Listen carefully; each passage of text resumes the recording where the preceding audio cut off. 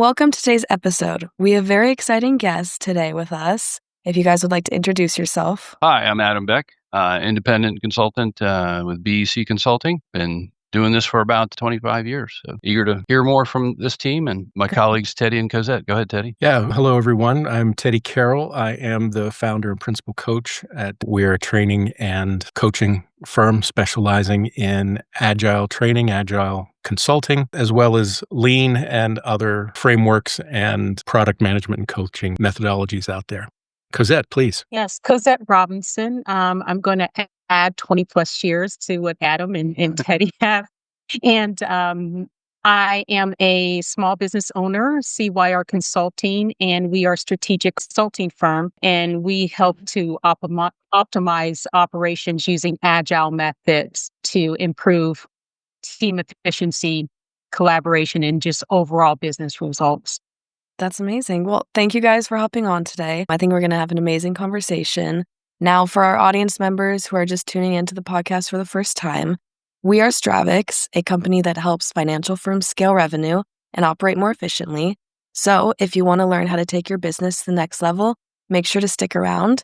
And if you're interested in our free growth consultation, just drop the word growth in the DMs or comments down below. So once again, everyone, thank you so much for hopping on. You kind of gave a little bit of an introduction, but how about just a little bit of personal and professional background? I guess I'll go first if we're going alphabetical or in order here. Professional background, I started off in IT right out of college, so I learned real quickly that it's more about the coding, more than just coding. It's about understanding the business, understanding the how we deliver throughout the entire project or program, and in doing so came in contact with some folks who were using Scrum back in the late 19, and that just seemed to work a lot better than what I'd been using before, and learned to deliver a lot of team level projects using that and programs. But then after about 10 years of that, scaling it became a challenge, and that's where I joined folks at Scaled Agile Framework and Nokia, one of their first clients, and learned that there's some tweaking to do to make it work in large organizations. So I learned a lot from those folks and started my own business to do it with a lot of the Fortune 50 in finance and other organizations, and have been doing that for the last 15 years and really enjoying it.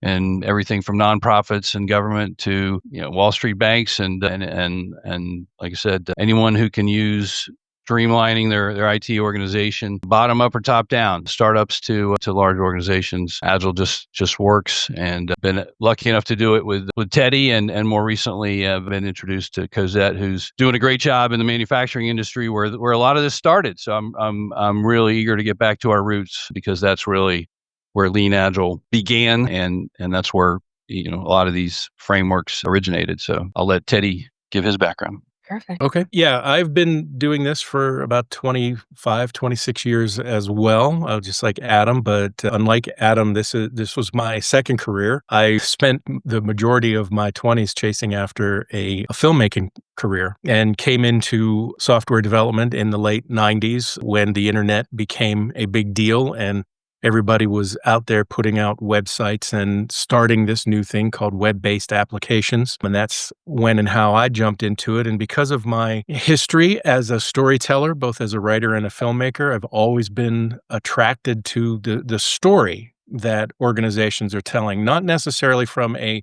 brand perspective, not from a branding perspective, but what are we telling our customers through the services and the products that we're offering?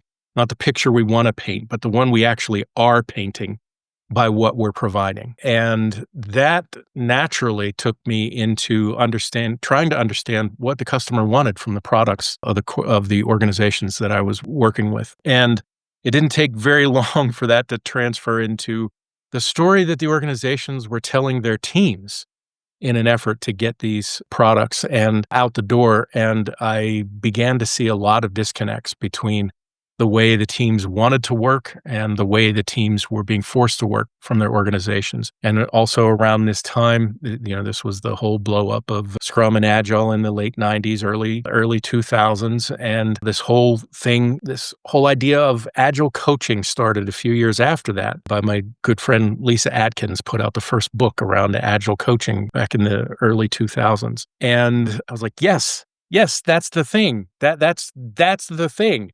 And I've been concentrating on that ever since. And, I'm a professional agile as well as a professional coach that focuses on organizations and system relationships, very systems focused in the way that I try to work. Always again, going back to that first story idea of what are the stories that we are telling within this organization? What is the culture that we're creating in an attempt to put these products out? And what is the culture that these products are creating when they're out into the world? And that's where my business really tries to focus. If we get our stories right and tell the right stories, then I think we're doing much better as organizations and as in businesses. So that's my quick recap of the last 25 plus years. Cozette, please. I know you've got an interesting story to tell as well. Yeah, so I have 20 plus years of experience as well.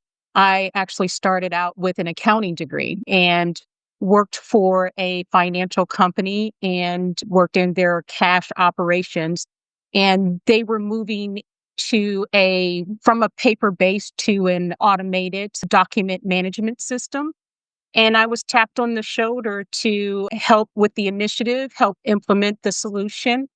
And from there, project management became my thing. So I moved from the accounting area into and just fell in love with the process of making things better, helping people work together better, making things successful and seeing the end results and moving a company along and helping them grow through project management, and then learning about agile and diving, deep into the agile world, learning as much as I could, getting the certifications, the education, and putting it into practice. I would say, working with financial companies as well as aerospace and defense. And now in the manufacturing world, we're specializing in AI and machine learning, implementing those solutions, ERP systems, all with the help of using agile methods. And my approach has been not to come in with, this is the method, this is how you do it, but these are the results that I've provided, I can produce, and this is how we can do it for you. And, slowly and surely, steadily building up the capabilities in agile, and success has been seeing the results. And so that's pretty much my story. That's amazing. Thank you guys so much for that background. Because that kind of jumping off something that you mentioned, leveraging AI, I know that that's a huge hot topic at the moment. It's something we specialize in. I see it all the time in companies. Kind of where are you guys at with leveraging AI or automation implementation? Kind of where's your head at with that? Yeah. So, working in AI, we first, start with doing the assessment of where are you? How are you going to use AI? Where are you going to see the most benefits?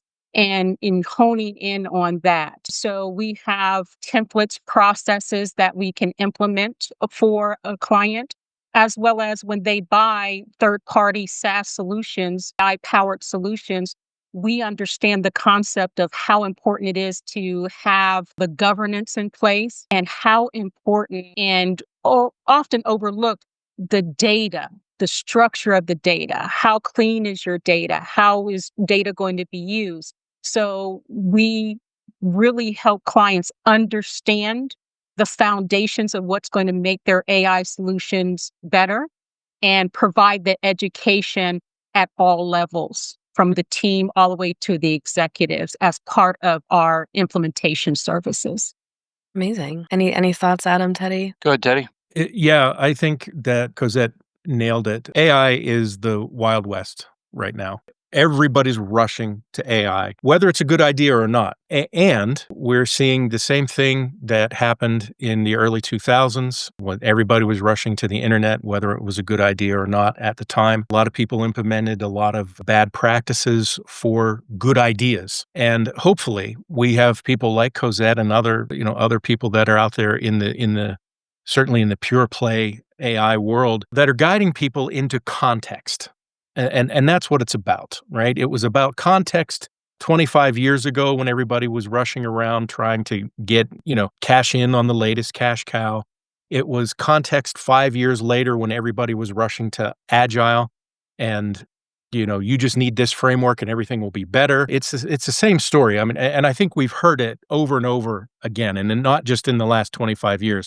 That's our context. I think you can go back 25 years before that and talk to the consultants that were out there working for IBM and the other big consultancies in the 80s. They were selling a lot of things because they were very profitable and not necessarily because they were the context of the organization that was buying it. And that's what we need to do when we're talking about AI, when we're talking about agile and lean, is make sure that we have a good context for what we're doing.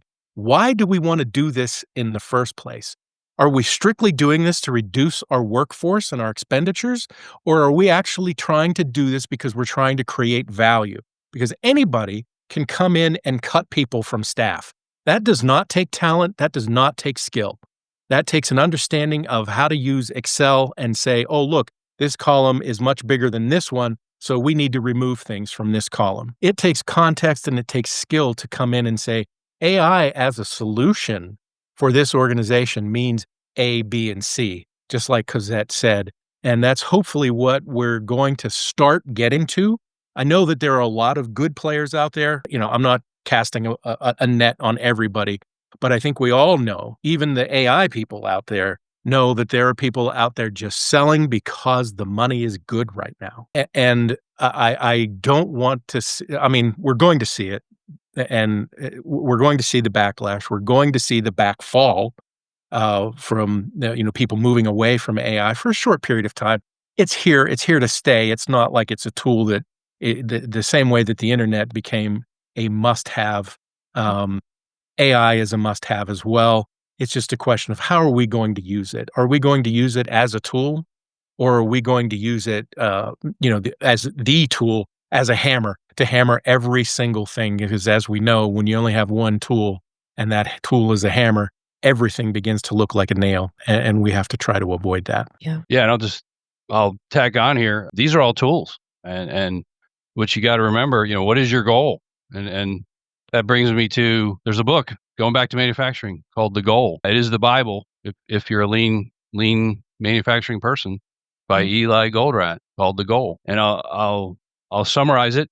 Skip, you don't have to read The Goal now. I'll tell you what the goal of manufacturing you should read it. Yeah. Don't skip it. It's a good point. The goal of any organization of manufacturing is to make money. Not pretty simple. All this is very simple, but the how is key. And that's where you need people like Cozette, you need people like Teddy to show you the right way to do these things, because AI for the sake of AI, agile for the sake of agile, does not get you anywhere. You need to remember your goal and how you're getting there. You're getting there with the right people doing the right things aimed at getting you to your goal, which is, what is our value stream?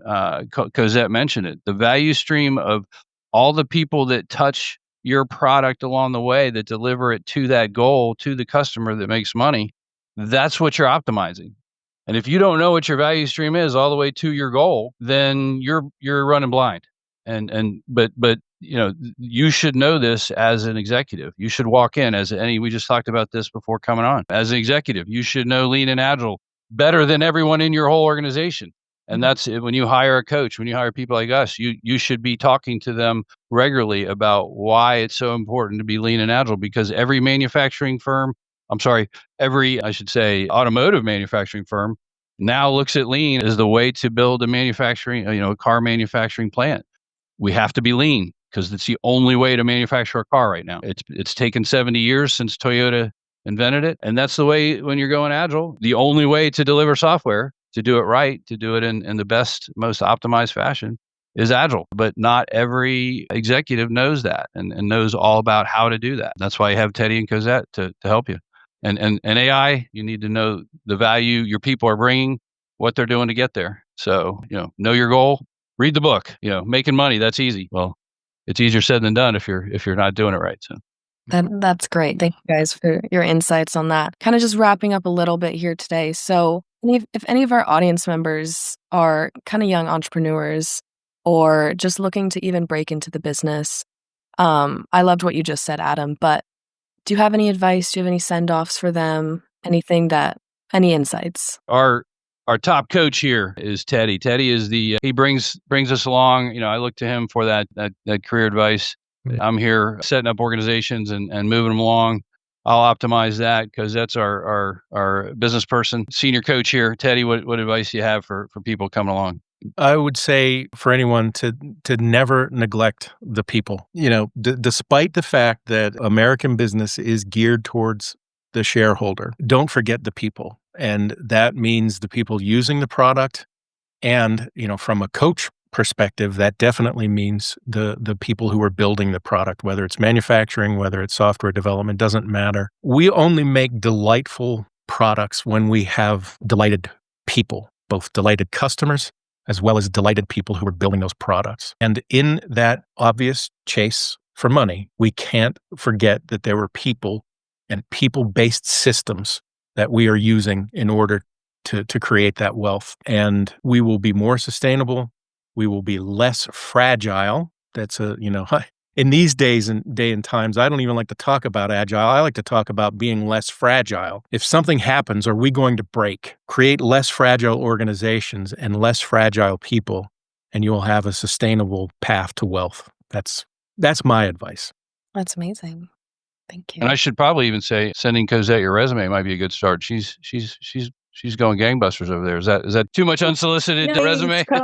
Go ahead, Cozette. What's your advice? Yes. I would say, to piggyback off of what Teddy said, there are going to be new technology. There's going to be updated methods, whether it's agile or called something else.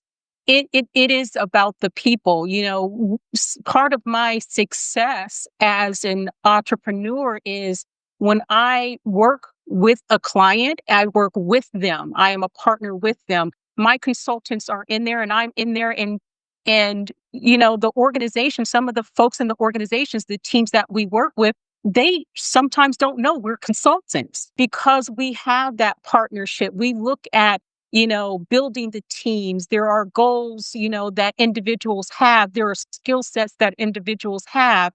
And, that is the biggest capital that you have. And then comes in the tools and the technology, So, that's the key to success. Loving what you do and having people as the focus, because it's the people that run the business and produce the products and the services. Thank you. I think that was very well said. Thank you all once again for hopping on. I loved hearing about the insights. I'm sure our audience members will as well. Once again, thank you all so much. Thank you. Thank Appreciate you. having us. It was great. Of course. Glad to be here.